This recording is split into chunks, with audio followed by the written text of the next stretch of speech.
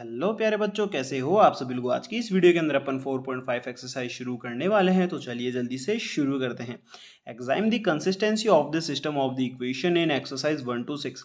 1 से 6 के अंदर अपने को कंसिस्टेंसी बतानी है कि बच्चों ये जो इक्वेशंस है ये कंसिस्टेंट है या फिर इनकंसिस्टेंट। तो बच्चों कंसिस्टेंट इक्वेशन कब होगी, जब आपका जो डिटर्मिनेंट ऑफ ए है वो इक्वल के मतलब determinant of A is not equals to है किसके, जीरो के, तब क्या होगा, ये कंसिस्टेंट होगा। ठीक है। बट अगर determinant of A is equals to zero है तब इसमें दो केस बनते हैं बच्चों। क्या क्या केस होते हैं वो केस होते हैं कि अगर A determinant of A equals to zero है तो अब हमारे को एडजॉइंट ऑफ ए फाइंड करना होगा, और एडजॉइंट ऑफ ए का मल्टीप्लाई जब बी से होगा, अगर वो नॉट इक्वल्स टू जीरो आता है, यानी उसका जो डिटर्मिनेंट है नॉट इक्वल्स टू जीरो आएगा, तब वो इनकंसिस्टेंट होगा। ठीक है। ये चीज़ मैंने आपको किस में समझा रखी है, बेसिक वीडियो में समझा रखी है, लेकिन वापस बता रहा हूँ। ठीक है। और अगर adjoint of A bracket B का डिटर्मिनेंट अगर इक्वल्स टू जीरो आ रहा है तो इसका मतलब वो कंसिस्टेंट हो सकता है, जिसके अंदर मैनी सॉल्यूशन, इनफाइनाइट सॉल्यूशन हो सकते हैं, या फिर वो इनकंसिस्टेंट भी हो सकता है। तो चलिए जल्दी से शुरू करते हैं। Question number first. अब बच्चों इक्वेशन क्या है, x plus two y is equals to two, और सेकंड इक्वेशन है 2x प्लस थ्री वाई। ये दोनों लीनियर इक्वेशन है। ठीक है। तो चलो अपन इसको एक बेसिक इक्वेशन में लिख लेते हैं, जिसमें अपना a1x plus b1y equals to d1। ठीक है। d1 की जगह आप c1 भी ले सकते हो, एक ही बात है। ठीक है। तो बच्चों यहाँ पे मेरे को एक चीज़ बताओ, यहाँ पे अपने जो कोफिशिएंट हो जाएंगे उसको अपन लिखेंगे ए मैट्रिक्स के रूप में। ठीक है। जो हमारे वेरिएबल हैं उनको हम लिखेंगे x के रूप में, यानी x is equals to x y. तो बच्चों ये जो फॉर्म होती है, ये फॉर्म एक तरीके से किसको अप्रूव करती है, A X is equals to B को। यानी मैट्रिक्स को अगर आप मल्टीप्लाई करके देखें तो 1 into x x, 2 into y, 2y equals to में 2 आ रहा है। इधर से करो, 2 into x 2x, 3 into Y 3y। बन रही ना इक्वेशन। तो ये बात है। तो बच्चों एक बार इसका डिटरमिनेंट निकाल लेते हैं अपन। ए का क्या आ रहा है, इधर से 3 माइनस 4, तो 3 माइनस 4 हो गया अपना बच्चों -1। तो यहाँ पे क्या हुआ, डिटरमिनेंट ऑफ ए क्या है, नॉट इक्वल्स टू जीरो। और determinant of A is not equals to zero है, इसका मतलब क्या है, ये जो इक्वेशन है वो है कंसिस्टेंट, यानी इसका एक यूनिक सॉल्यूशन हमारे को मिलने वाला है। ठीक है। तो चलिए क्वेश्चन नंबर सेकंड देखिए। क्वेश्चन नंबर सेकंड के अंदर है 2x minus y is equals to 5x plus y is equals to 4। अब बच्चों यहाँ पे अगर आप एक चीज नोटिस करेंगे, ये भी सेम क्वेश्चन है, जस्ट अपन ने सेम इसका जो बेसिक इक्वेशन है वो लिख दिया है।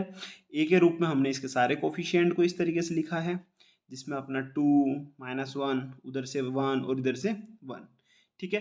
एक्स के रूप में अपन ने क्या लिख दिया है, अपने यहाँ पे इक्वल नहीं लगा, एक्स के रूप में अपन ने क्या लिख दिया, अपने वेरिएबल बी के रूप में अपन ने अपने जो कॉन्स्टेंट है वो लिख दिए हैं। ठीक है।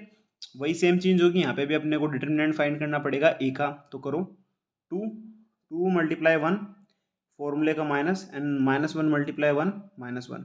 तो माइनस माइनस हो गया प्लस, तो इसका डिटरमिनेंट ऑफ ए की वैल्यू क्या आई है, 3।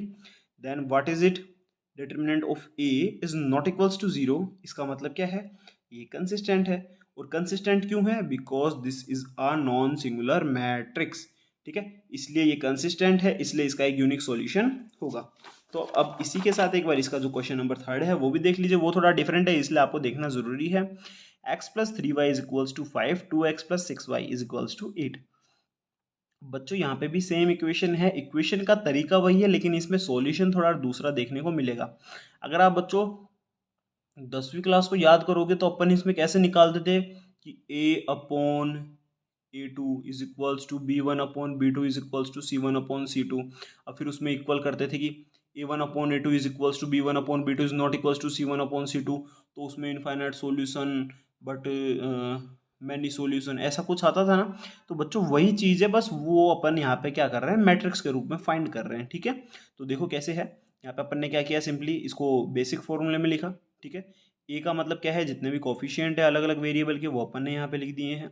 एक्स का मतलब क्या है, जो वेरिएबल हैं वो हमने यहाँ पे लिख दिए हैं। बी का मतलब क्या है, जो कॉन्स्टेंट है वो हमने यहाँ पे लिख दिए हैं।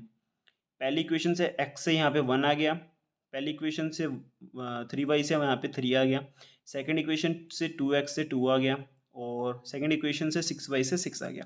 इन सब के कोफिशिएंट आ गए। एक्स की जगह वेरिएबल आ गया एक्स वाई, और बी की जगह अपना जो कांस्टेंट है वो आ गए। ठीक है। अब बच्चों यहाँ पे करो, इसका डिटरमिनेंट निकालते हैं। तो 1 इंटू 6 6 एंड 3 इंटू 2 6। तो बच्चों 6 माइनस 6 इक्वल्स टू 0 आ रहा है। दैट्स मीन्स यहाँ पे दे रखा है determinant of A is equals to 0। तो बच्चों यहाँ पे एक चीज़ आ गई कि यहाँ पे इनवर्स यहाँ पे नहीं होगा। इसका मतलब यहाँ पे एक ऑप्शन आ रहा है। यहाँ पे अपने पास दो केस बनते हैं।